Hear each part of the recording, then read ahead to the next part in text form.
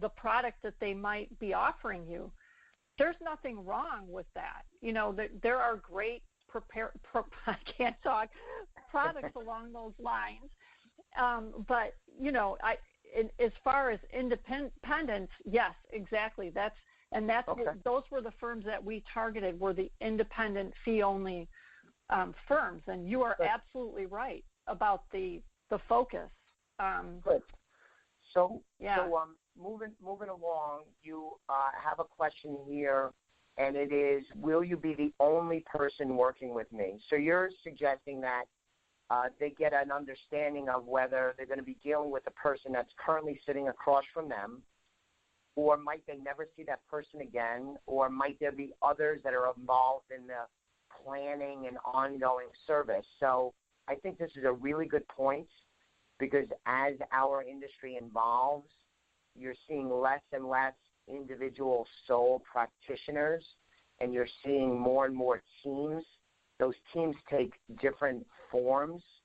So I think this is a great question. So can you talk a little bit about what you're looking for with this question? Absolutely. With respect to that, you may have, and my husband is a retired estate planning attorney, so he was part of teams like this, where the advisor would say, these are the people that I work with on insurance. These are the people that I work with. They would have specific professionals that would work alongside of them to create a client's plan. And of course, a big part of that is the estate planning part of the plan. So what you want to know from your potential advisor is not only that list of professionals who they may or may not be working with, but the people in the office, in the advisor's office, whom they may be working with, and what their role will be. Because sometimes people say, well, my advisor told me I'd only be working with him. And that can be impossible for the advisor if the advisor has hundreds of clients. So, of course, there needs to be a team in place, and the client should know who is on the team that they're going to be working with. So it takes a few different forms. That's right. Depending on the practice. It's also incumbent on the advisor to set the expectations with the clients. I know as my business has evolved and grown, that I've adopted a posture where I'm meeting with potential clients today. I want to be clear with them. Look, Ann, if you were my potential client, I would be, Ann, I'm the lead advisor. I'm always available to speak with you. I'm available to meet with you, and I will be monitoring your plan, your accounts on a regular basis. But please know, Ann, that I do have a team that's not meant to prevent me from speaking with you or for you speaking with me, but rather that team is there to help provide a high level of service to you, to provide very good advice for you, and to help us be very efficient with our time. Because, Ann, candidly, it doesn't make sense for me to update, say, a beneficiary form or to track down a tax statement. I have a team around me to help me so that we could deliver a high level of service, and I could focus on the most important things that are involved in our business relationship. But years ago, when I was a one-man show, I wouldn't say that, of course, because I did do everything. I was the only guy. So it's incumbent on the advisor to explain this to clients, but I think it's a great idea if people ask, because I can tell you in my experience, and I do lots of meetings day in and day out, so few people ask any of these questions. So yes, and I think Oh, God, I'm sorry. No, I was going to say, and I think it's important that they ask these questions, and it also gives you a good read. When you're in a job interview, think about people that are ready to go to a job interview, and they think, I need to be ready for this interview because I want them to like me. I want the potential employer to want to hire me etc. But what they don't think about is the reverse. So what if you walk into the company and you don't like what you see? So it's a reverse interview to see if there's a rapport between you and that advisor. So it's kind of turns that on its ear a little bit. And these questions will really help you understand the rapport that you have going in. If I was sitting across the table from you, Chris, and you said exactly what you said to me, this is how I work. I have a team. Many years ago, this is how I worked, and it has evolved. I would say, wow, this is fantastic, because he is setting the expectations about what the working relationship will be going forward. That gives me a great feeling about signing on the dotted line and hiring this person as my advisor. That's right. And then the client then won't be surprised if they sign on, and let's say they're transferring money into the new accounts. They won't be surprised if somebody on the team calls them and say, hey, listen, we need to have this paperwork done again, or the money arrived. They won't be surprised that they're getting another call from someone. And sometimes that surprise could be taken as they feel offended that it wasn't the person they met with calling them. And it would be a shame if early on in a business relationship, it'd be a shame for both parties if it already soured because of just a little lack of communication and not setting the expectations the right way. So absolutely, it's a great subject. So let's move on to questions about how the advisor charges for their services and what those charges are.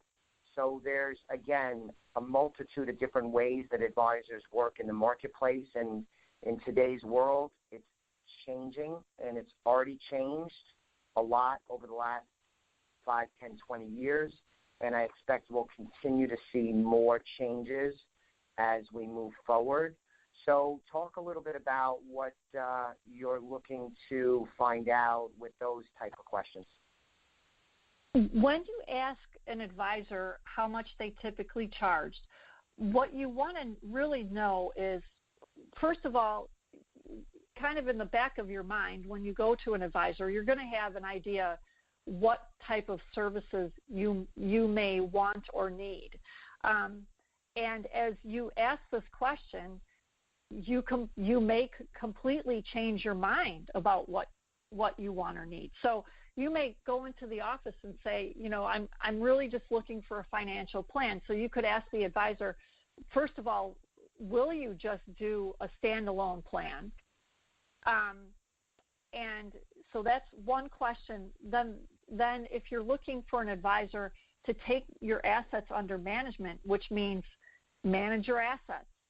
That's right. You want to find out, okay, well, what do you do in connection with the management of my assets?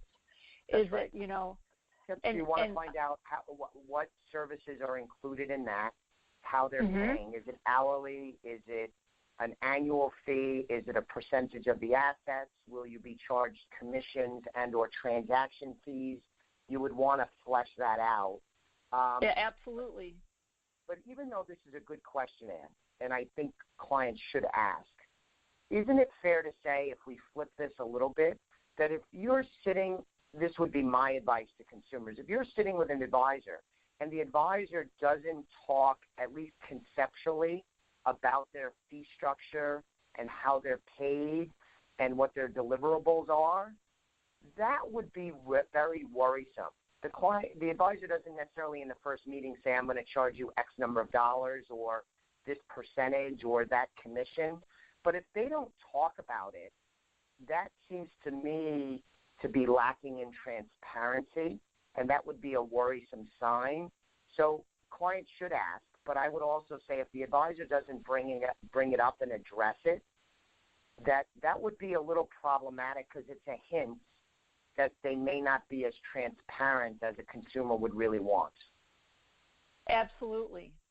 And from the perspective, though, of the client, so here's the interview process again, and that is, as a client, price should not be your only focus. So if you're looking for an advisor based on, well, if this advisor is only going to charge me $250 and he's going to give me a full financial plan, and this guy over here is going to charge me $750, and you look at you have to dig a lot deeper to understand what's going on there.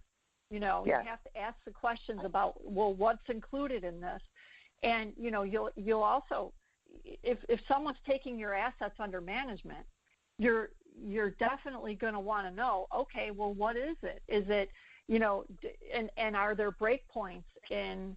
And there are just so many different questions to ask beyond those initial. Right. But price shopping is another thing that people should not do when they're looking at an advisor. They have to dig deeper. And please understand, listeners, in the first meeting, I would not expect to go into a great level of detail with a potential customer on a first meeting, because I probably don't know enough about everything the client might want and what we might agree to.